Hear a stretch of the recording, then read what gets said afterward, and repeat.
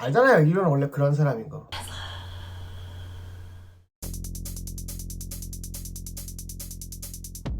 네, 안녕하세요. 노입입니다. 많은 테슬라 오너들에게 큰 감동을 주는 테슬라의 OTA, 오버 디 에어, 테슬라의 무선 업데이트 기능. 네, 요즘에는 다른 자동차들도 슬슬 적용을 하고 있는 것이 눈에 보이고 있는데요. 어쨌든 테슬라가 가장 먼저 자동차에 도입을 했고, 광범위한 부분을 오버 디 에어가 커버를 하고 있는 것도 사실이죠.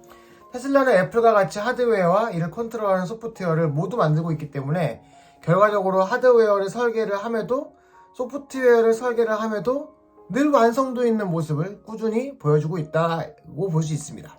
많은 자동차 회사들이 테슬라에게 수년째 뒤처져 있다라고 인정하고 있는 부분이 바로 이거죠.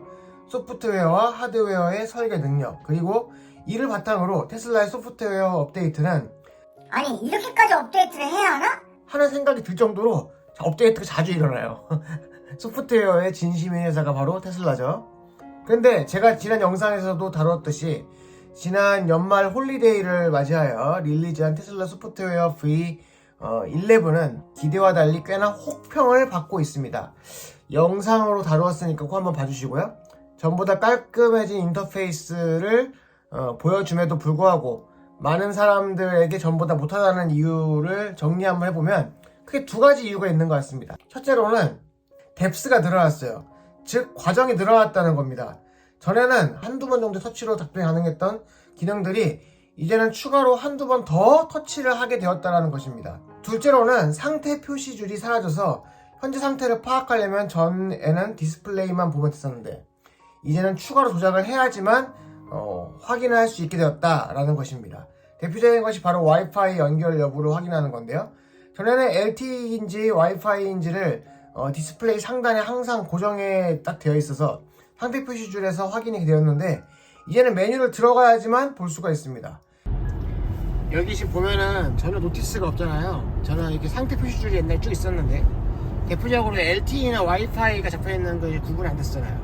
여기 보시면 이제 메뉴로 가야 나오는데 제가 지금 좀 전에 와이파이 잡아가지고 이제 업데이트가 뜬 거예요. 업데이트 찍게 됐는데 왜냐면은 제가 예전에 다운로드 걸어놨다가 LTE에서 와이파이 잡아놓고 가다가 와이파이가 끊길 경우 있잖아요. 테더링이. 근데 그걸 모르고 그냥 가다가 따로 못 받았던 거예요. 그러니까 업데이트 이제서야 합니다.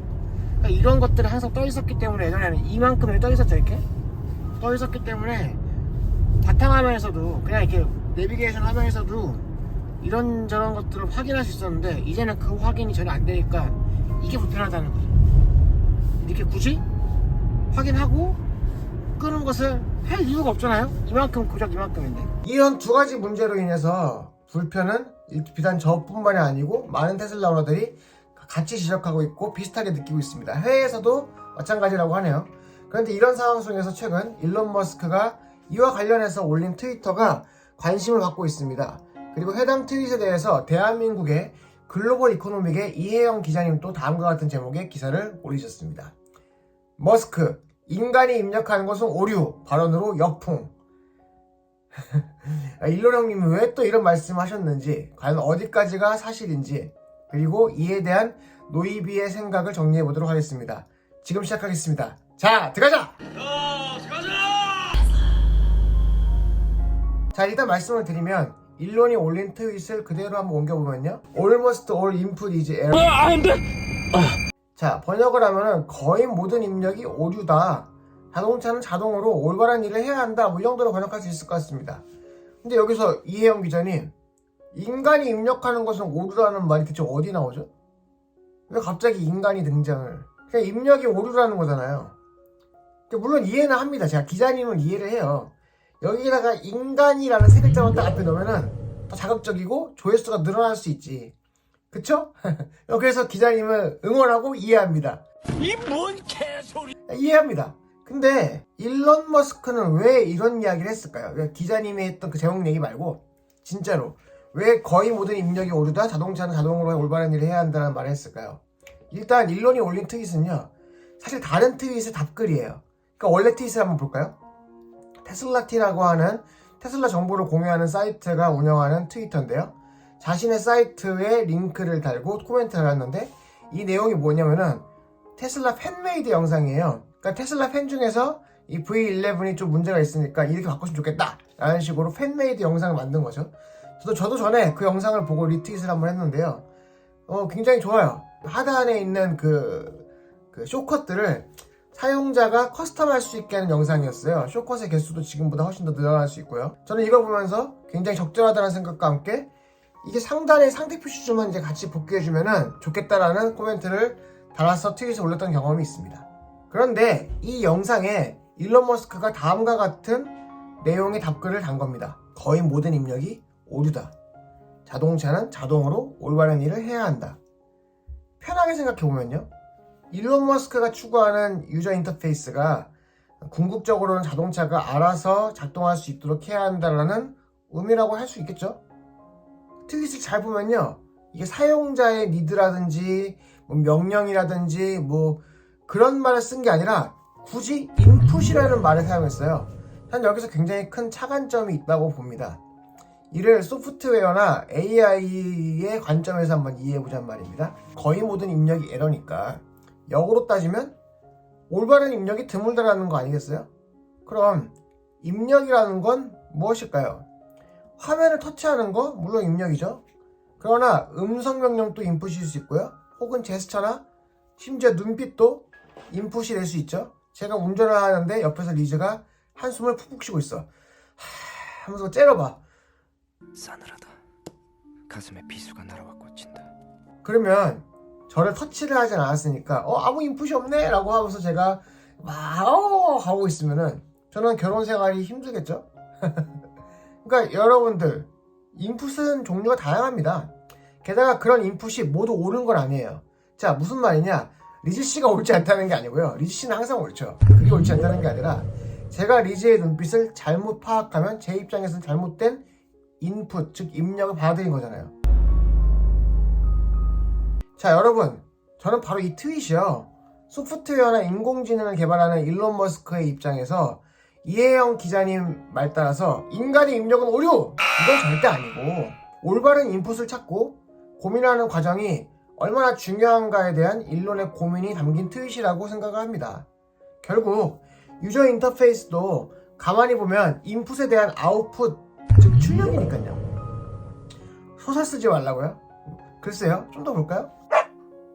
그 다음 내용이 자동차가 자동으로 알아서 올바르게 작동할 수 있어야 한다는 내용을 한 건데요. 자, 이는 우리가 말하는 인공지능이죠. AI죠. 인공지능을 설계한다고 할 때 올바른 인풋이 얼마나 중요한지 여러분도 익히 알고 계실 겁니다. 테슬라가 인공지능 소프트웨어를 설계하고 발전하는 데 사용하는 방법은 신경망, 즉 뉴럴 네트워크죠. 여기서 올바른 인풋을 선별하는 과정이 굉장히 중요합니다. 인풋과 자동화가 동시에 언급된 이 트윗이라면 오히려 제가 이해를 한 대로 일론의 발언 의도를 추측하는 것이 더 적절하지 않겠습니까? 아니, 적어도 인간의 입력은 오류, 이건 절대 아니잖아요. 그런 억지가 어딨어요. 하지도 않은 말인데. 근데 그래도 그렇지 왜 일론은 매번 저렇게 오해살 이야기를 하냐고요? 알잖아요, 일론은 원래 그런 사람인 거. 근데 그런 사람인 거 알면서 말꼬투리로 지적질하는 것도 그렇고 말꼬투리로 이렇게 막 기사 쓰는 것도 좀 그래. 여튼 일론은 좋든 싫든 우리가 사는 세상을 바꾸고 있는 2021년 타임즈 선정 올해의 인물 아니에요? 그러니까 여러분들 이런 건 좀 지역적인 지적인 것 같고요. 자, 그럼 지금의 테슬라 소프트웨어 V11은 정말 일론이 보기에도 문제가 없고 그래서 문제없다는 식의 트윗을 정말 나눴냐 이겁니다. 그건 아니에요. No! 이비. 일론은요, 훨씬 전에 테슬라 유저 인터페이스에 대한 문제를 인지하고 고쳐야 한다고 언급했습니다. 언제요?